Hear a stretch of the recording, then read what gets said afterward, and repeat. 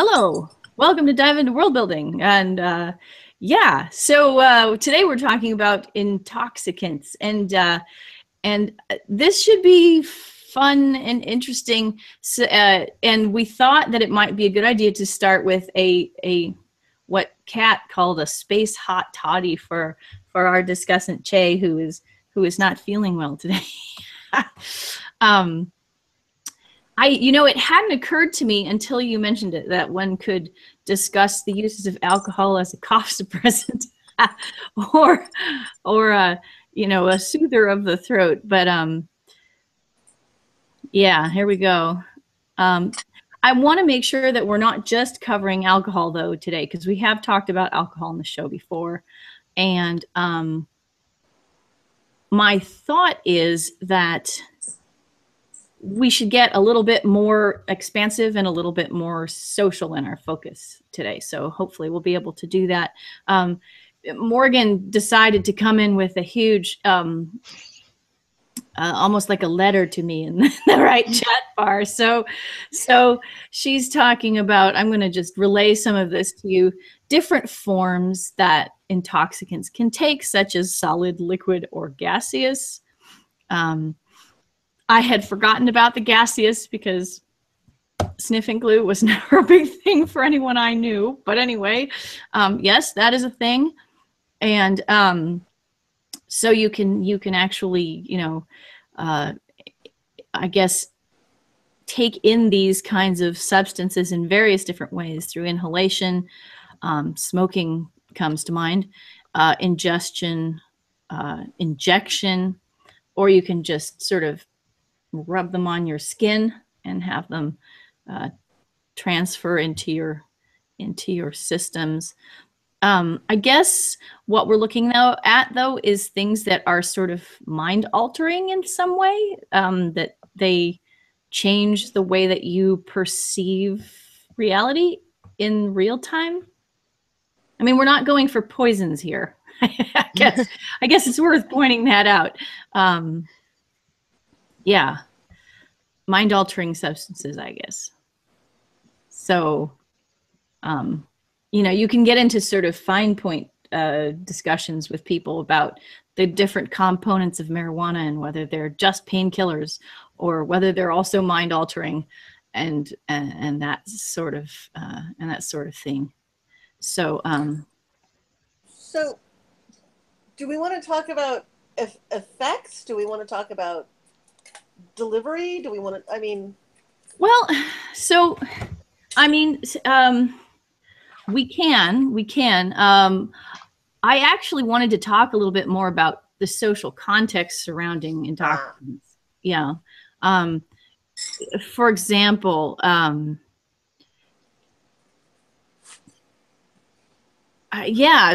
so the use of certain kinds of substances as pain medication, but you can't drive a vehicle, is on one side of it. I mean, there's just a ton here. Like, there's the social acceptability of certain kinds of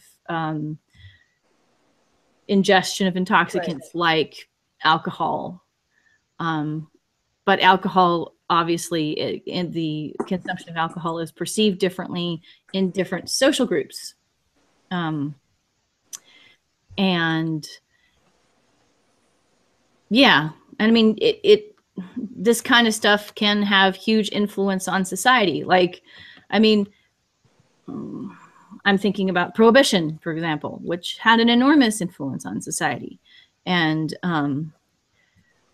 yeah, so there's a lot that we could be talking about. And I'm just thinking, because this is a world building discussion, and we've kind of done discussions of specific types of drinks and that kind of stuff in previous shows, it might be good to kind of take a look at the influence of the uses of intoxicants in different kinds of societal contexts. Sort of open up different avenues for world builders, I guess. I can tell that I'm having a perverse morning because all of a sudden I want to talk about like licking frogs. Well, you know what? Talking about licking frogs is not a problem. I think that's really, I think I'm sort of thinking about in a world building contest text about delivery and consequences, and also that I kind of want to explore all these fairyland stories as intoxicant stories. You know, if you eat of the fruits and Oh, well, I of mean, Alice in fairyland, then Wonderland is sort of okay. like the classic intoxicant story, right? Mm.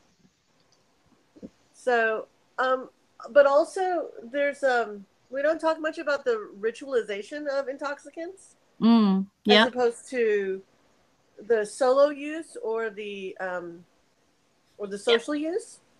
Hmm. But intoxicant stories always I'm a little wary of them because there's a certain if the intoxicant is the point of the story, we have this Carlos Castaneda problem Okay. of sort of exoticizing the issue simply because most of us aren't coming from intoxicant normalizing cultures. Yeah. So that becomes kind of an interesting thing. But Well, I yeah, also I mean, that is interesting, right? Because you do and have these religious contexts in which certain kinds of intoxicants have historically been used, but you don't want to take those and turn them into some kind of othering methodology, and yeah, depict them as somehow, yeah, I don't know, right? So no, yeah, I mean there's that whole mysticized, you know, spiritual path and intoxicant story. And so I kind of feel like talking about the social uses of intoxicants is something that it gets normalized more in fantasy stories because the you know there's the oh and we started out in the tavern story. yeah. And if you're out on a hero quest, really should you be taking psychotropics? Possibly not. Probably not. You know, I think that you're out there and camping and then all of a sudden the ring wraiths come after you is quite enough of a jolt to the system. I mean, imagine trying to fight ring wraiths while you're high on God knows what. Yeah. Yeah. I'm sure there is some terrible or wonderful, I don't know, fanfic out there explaining that Lord of the Rings is just an acid trip. Yeah. Well, I mean, we want to definitely avoid that sort of last minute twist, like, oh, it was all a dream, or I was high at the time, right? Oh, God. Um, so I do want to note that I am finding it interesting that um, so Star Trek has a very strong story about people using social uses of intoxicants and cultural uses of intoxicants, and fantasy is full of this. But I'm having trouble thinking of anything other than maybe the use of the sour milk in the Oh, yeah. in what was it, Alien Nation? Yeah. But am I just not remembering? I guess Ian Banks talks about the social use of various mind altering things as a thing of the culture, but Well, I think it's interesting. That if you go back and you look at something like the Fuzzy Books by H. Beam Piper, um, it's funny because why is it funny?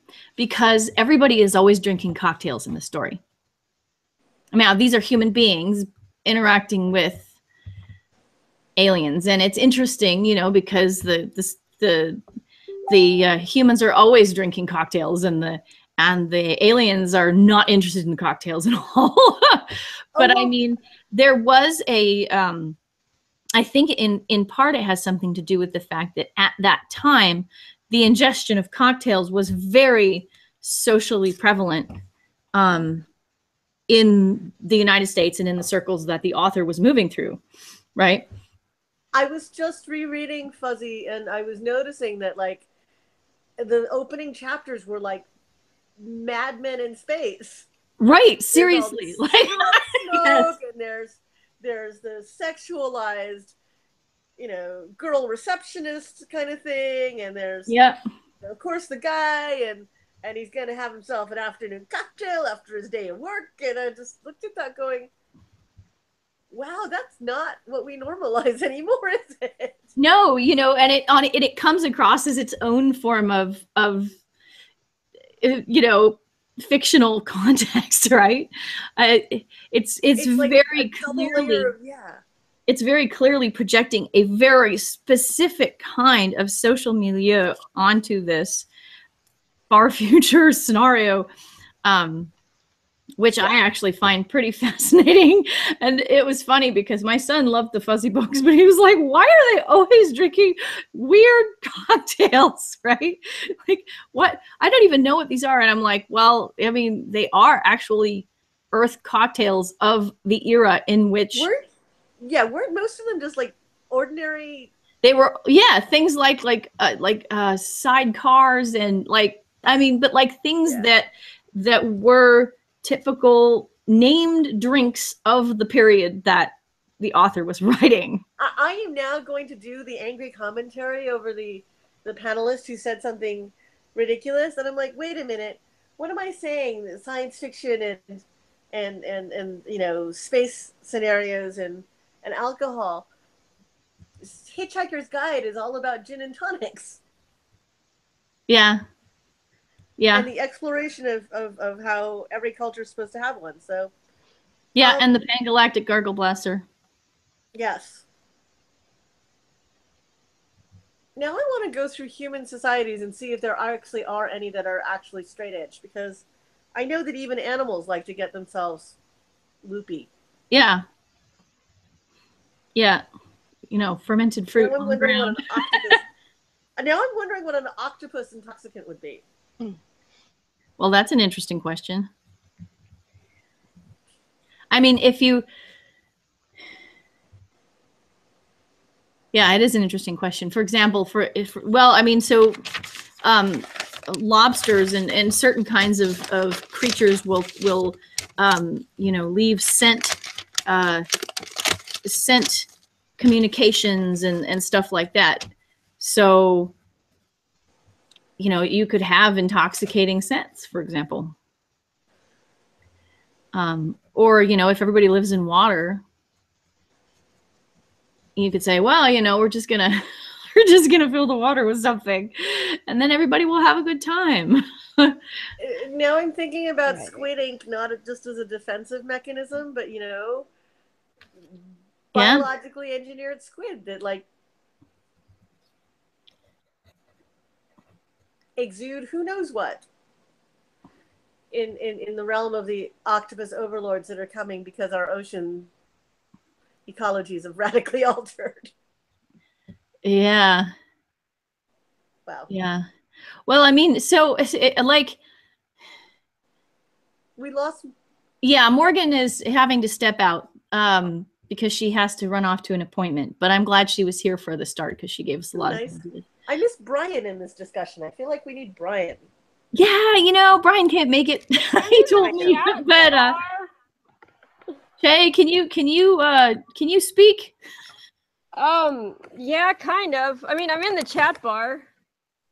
Yeah, I understand, but it would be great to have you in the even if you can't be visual, it'd be great to have you in the chat. Otherwise, there's unfettered cat loopiness. I don't know. Catnip. There you go. I mean, there are all kinds of intoxicating herbs, right? In theory, there are so many, and I'm sort of looking back on my own cultural background and wondering how much has been censored. I'm like, do I really believe that all we have is booze?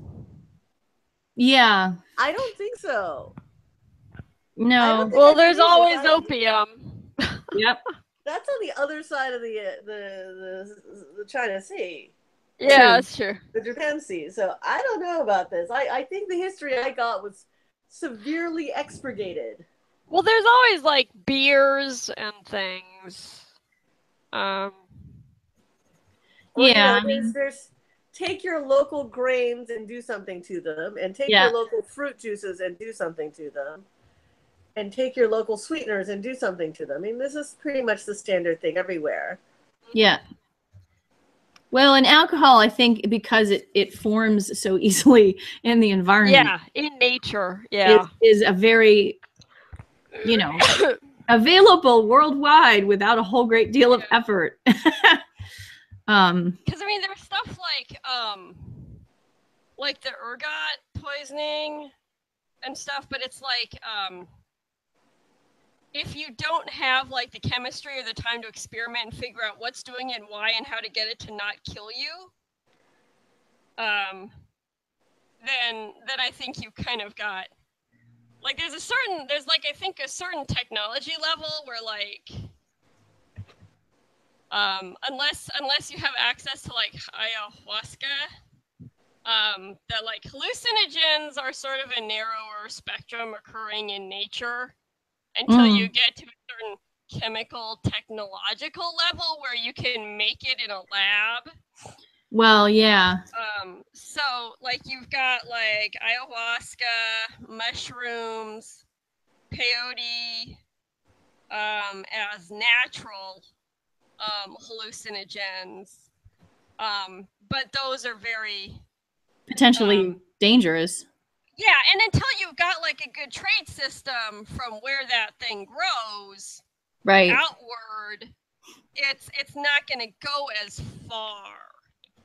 I want to just note something here. Why are all those things we're noting all like New World substances? I don't know, because I don't know any Old World ones. Aside from the ergot, which was just like kill you. Oh, wait. Damiano? There's absinthe. Oh yeah, that's true. And that was there ever a non-booze form of that though? Because that was in addition to alcohol. Well, I mean, so I don't know whether there are specific compounds that came from the absinthe itself that contributed to that and made it. But I had the impression that it was more than just an alcohol problem. It's the wormwood. It's the wormwood. So the thing about all of those is that there's a very long tradition of sticking things in alcohol and seeing what's extracted. So yeah. There was. Well, alcohol also intensified the effects of drugs because it delivers it straight to your bloodstream or something. Well, it's also that you're alcohol intoxicated on top of whatever other chemical is happening. Oh yeah, no, yeah, that's why you're not supposed to mix booze with drugs. Because who knows what goes lots wrong. of reasons that having to do with the actual word toxic, which is in intoxication, right? Yeah. Has anybody written the we are on a quest not for strange new worlds but strange new drugs? You know what? I want to say I've only seen that in contemporary things, like Fear and Loathing in Las Vegas, the movie. I want to know Pineapple Express was sort of about that. Because I mean, I know stories about searching for medical drugs, but not recreational. Yeah. Like I said, the only references for recreational quest is the films like Fear and Loathing in Las Vegas, a little bit, and then maybe like Pineapple Express and oh man, even oh my god, that David Lynch movie, oh crap, the one based on the beat poetry. Okay, but those are about a quest to get intoxicated as opposed to we are going to be bold new explorers of new intoxicants. Yeah, but I always feel like there were sort of like that element of it of looking for, because I know I've seen that before, not necessarily in and like I said, if I have seen it in book form, I think most of it has been contemporary, either like junky stuff from like the 60s. Wait, hang on. I gotta mute just for a sec. I just figured out the missing connection that I hadn't been thinking, because I've been thinking too chemically. Oh, what's that? There's a whole cyberpunk and hard science exploration of electro-stim and brain jacked and Naked Lunch. all of that. I had to Google it. Naked Lunch. Yeah. So I guess it's sort of a electrical stimulation intoxication. And actually, Neil Stephenson's Snow Crash is about what happens if the virus and a drug and everything all crosses over. So, and you know what? There's that new book out that just came out, Autonomous, by Annalee Newitz, which deals with intoxicants and like AI and various things. Let's do this talk over again with Annalee as a guest. Oh, totally. I want to have Annalee on to talk about the novel. So let me go and I don't think it'll be doing this over again, but I really want to talk about the novel. I'm feeling like I'm just too straight-laced in order to do this topic justice. Well, I mean, I don't think we have to I don't think we have to shy away just because we're not deep into that. But yeah, I do see your point. Yeah, I'm afraid I've never done anything. Yeah. Well, so I had a story, 2 stories, in fact, that had a drug addicted protagonist. And in the first of the 2 stories, that one was called Cold Words, there were some social issues and difficulties that came up because of the fact that the alien protagonist was using the drugs for a very specific purpose socially in his world, i.e. to keep himself from shivering so he wouldn't get cast out of a particular social milieu. And humans realized that he was intoxicating himself with something and assumed that it was because he was a druggie. Or, at least one of the humans did. He was just a pleasure addicted kind of creature, and that reflected badly on him. Whereas, there was another human character who was like, I don't care what this is about, do you need help, kind of thing. And so I was trying to play a little bit with the ways that we might use intoxicants, or that way we might assume intoxicants would be used, might not be the same reasons or ways that the intoxicants would be used in an alien environment. So yeah. So I think there's that can be done. Somebody else was writing something. I wish I could remember who or what. All I have is a vague memory of some story about an alien finding everything about the human environment intoxicating, so they had to permanently be in a filtration system so that they could interact. Okay. Oh, whose story was that? It was really just a complete twist on, the idea of humans going into toxic environments. Yeah. And also, instead of saying that the human environment was literally toxic, it was intoxicating. Yeah. it was really cute. Yeah. Because that thought had occurred to me while we were chatting, but I have never seen it in the story before. Hopefully somebody will watch the webcast and come back and inform us of what it is, and I'm sort of. Because you know what? It would be so cool. Because like, I'm sure you could write more stories about that. I mean, they would be hilarious if you had, you know, this group of aliens where every time the humans try to go and talk to them, they end up making these really bad judgment calls, and nobody can figure out why, right? Oh man, this sounds like one of those Tumblr threads. Like the one about the human attack pet. Yeah. You know, you want to have a human on your crew because they'll pack bond with anything. Yeah. Yeah, go hang out with the humans. Just let them breathe on you. Oh, wow, yo. They exhale CO2. It's amazing.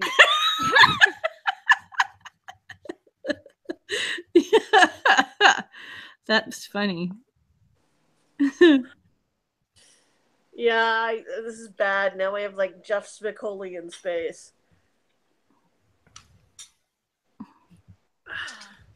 I'm not in any danger of writing that story. The last story that was inspired by Dive into Worldbuilding has gotten me into so much trouble of people read. It was a departure from what I normally write, and then people are looking at me going, "What? What did you just do?" So, well, I mean, like a couple months ago, I was at a writing workshop, and I was asked to introduce what it was I write about it, and I kind of thought about it, and I think I've mentioned on one of the other episodes here before that I said, well, I write about difficult emotions. And I wasn't writing about difficult emotions. And people looked at me like I'd like betrayed them. I didn't realize I had a genre that I was in. That's right. It was the difficult emotions genre. Well, yeah, I hear that. So, but now I'm kind of going, how do you deal with I'm also realizing that I keep writing these straight edge characters who aren't using intoxicants or chemical relaxants of any sort, or even actual. I write. Apparently, I'm looking through my mental list and going, "Wow, I write a lot of very tense people." Yeah, I write a lot of middle grade, so there's not going to be a lot of drug use in the first place. Or you're doing it wrong. Well, you know, there's always exercise. Yeah. I don't know. Bobby brought this stuff home, and I don't know what to do with it.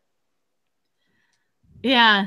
And you know what? There actually are a surprising number of personal anecdotes out there about underage alcohol use, for example, like accidental alcohol use by children. Oh yeah, because that's funny. And those are kind of scary, but everybody seems to like think they're funny. And so that's there was an entire well, the Harold and Kumar, I think it was like the third one, the Christmas one. I only saw part of it on TV, but there's an entire thing where like this guy is toting around his like, I don't know, 1 or 2 year old daughter for like the entire thing, and she basically ends up like drunk, high, swearing, and it was like this kind of terrible, like.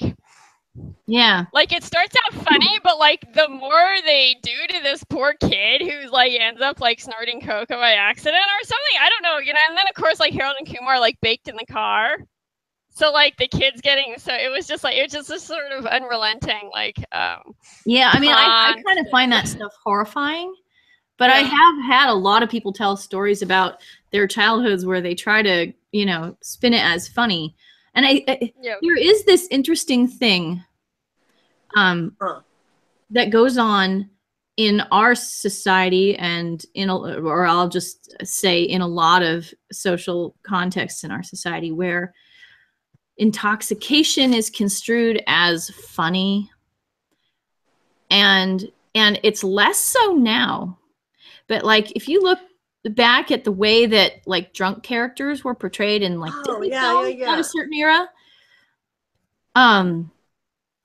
it's part of this changing interpretation Don I Rickles think humor that it's we don't because do as much anymore. people, like you sort of knew anecdotally that alcohol was bad for you. But it was still funny, and it was kind of, oh, the drink will kill you, ha ha ha. Right? But I mean, like, but there's all these. like, it wasn't necessarily backed up medically, and now it's like medically backed up. Yeah. Like the Well, I mean, I information think of just what the it does culture to your of what body. we know changes, right? Well, we also don't have a nudge, nudge, wink, wink going on anymore in the same way. True. Alcoholism is more of an acknowledged problem Yeah. than it It's used to be. But Well, there's still a lot of like the glorification of it's like you have, at least in America, you get these two things where it's like either recreational drug use is great and everybody should be doing it and you're a stick in the mud if you don't, or oh my gosh, this is so serious, it's going to kill you, watch all these episodes of Intervention, oh my god, you're going to die, it's going to ruin your life, right? Well, yeah. So What were you it's going like, to say, Kat, a minute ago? we don't nudge, nudge, wink, wink the way we used to. I mean, again, we're back to Mad Men again, where I got drunk and so I did bad things, ha ha ha ha.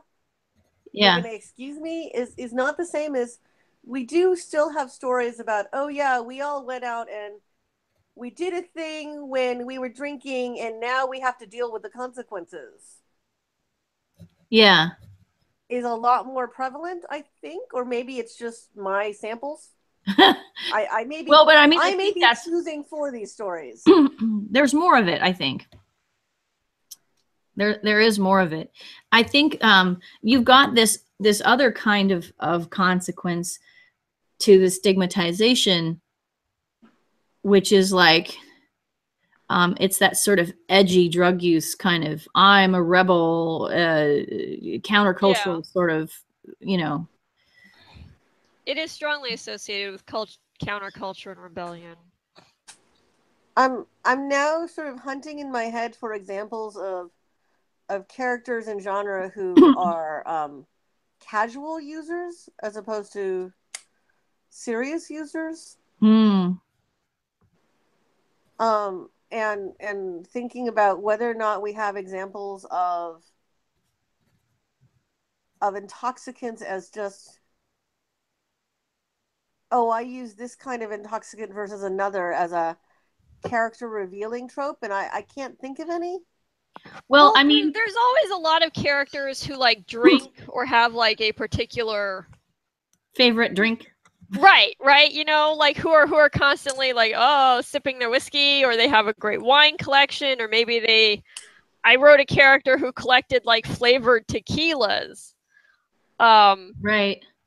Well, like Master Harper Robinson comes to mind as somebody who was a heavy user of alcohol, but it was never apparent. It was never seemingly a problem. Yeah. Now, and I did know Stacia Kane wrote a series. I think I've got the first one. It's called Unholy Ghosts. Maybe. It's on my shelf in the other room, where the main character is actually pops pills constantly. Like she is a drug addict and functions by popping these various uppers, downers, etc., etc. And so she's functional. Yeah. But it I mean it's interesting because it's like you sort of have, usually characters are either they're addicted and their addiction is a defining characteristic, or you get like the, oh, my wine collection, and it's sort of a defining characteristic, but it's not like they're not an alcoholic and it's not interfering with their ability to like do their job or move through the plot. Yeah. I was going to mention there are actually some stories where people have to ingest drugs or have their states chemically altered in order to do a job. Yes. I'm thinking of Yes. C.S. Friedman, who wrote This Alien Shore. That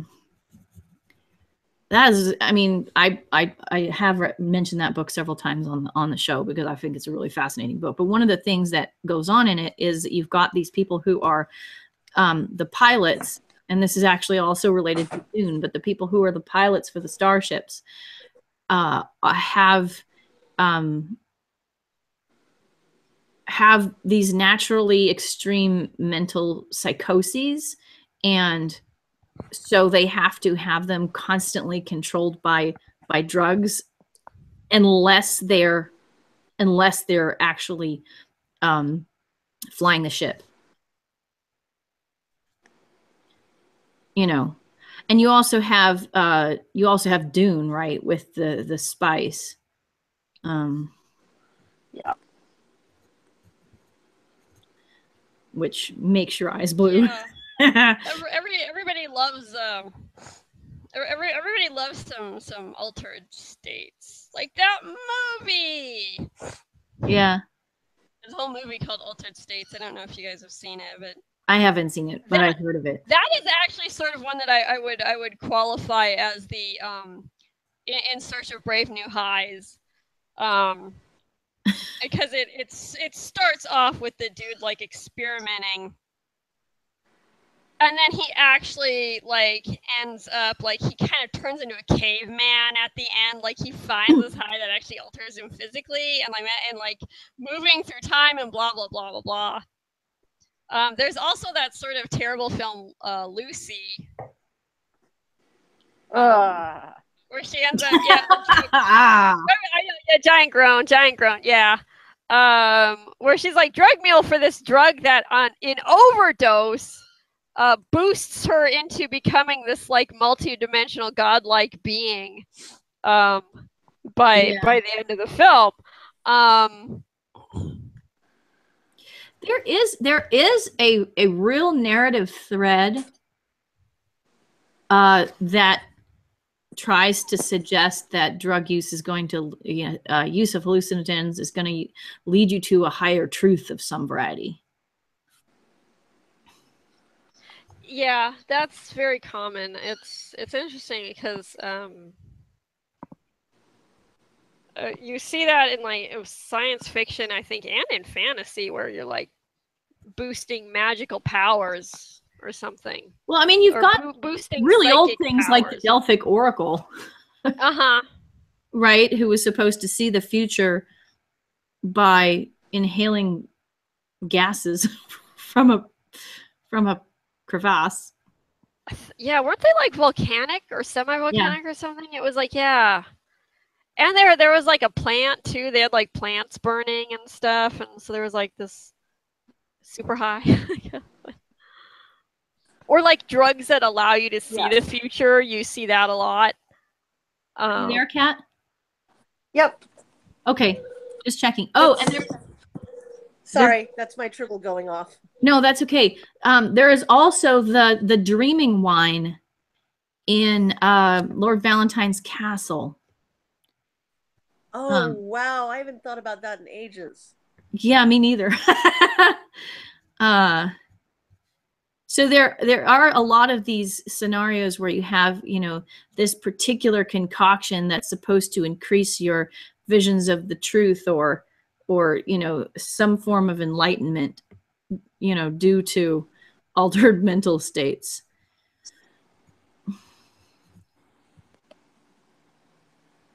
Yeah.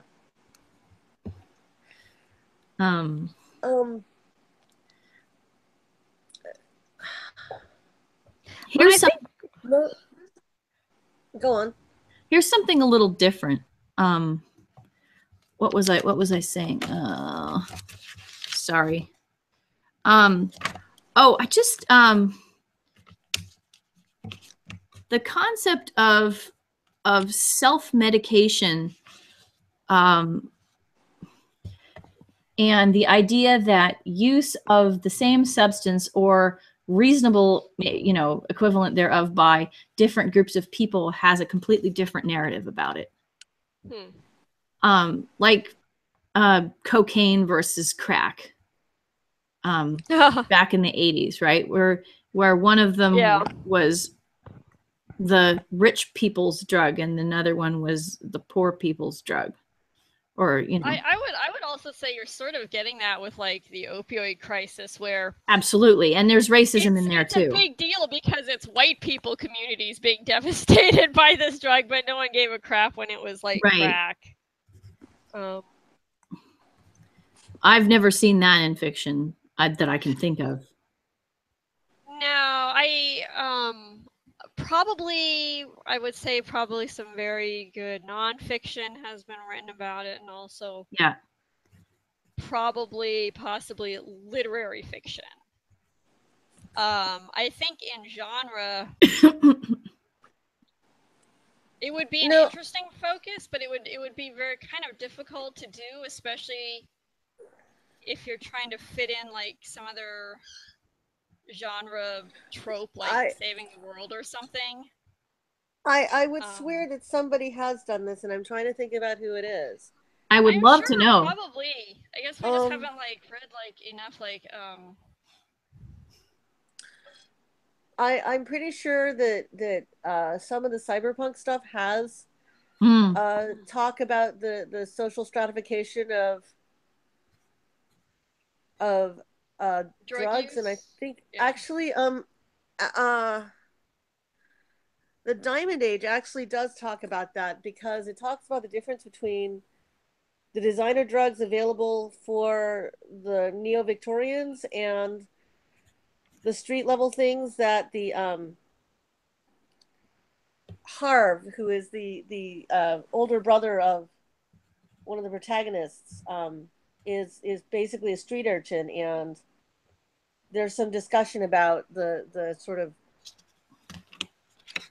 dirtiness of the things that are available to him, not because of their own tastes, but because of socioeconomic access. Right. Yeah. And also contrasting how, for instance, there's a scene of tea ceremony in there, and it's made very clear that there's all this awareness of the social context around what's considered a high class and acceptable use of substances versus what's criminalized and stigmatized even in that environment. Yeah. And I want to say that there's a Philip K. Dick story about that, and I can't remember which one. I wouldn't be surprised. He did a lot of drugs, I guess. But he also had a lot of mental problems. My parents have read all his stuff and like his biographies and know a bunch about him, and they've told me stuff, but it hasn't all stuck. So. Yeah.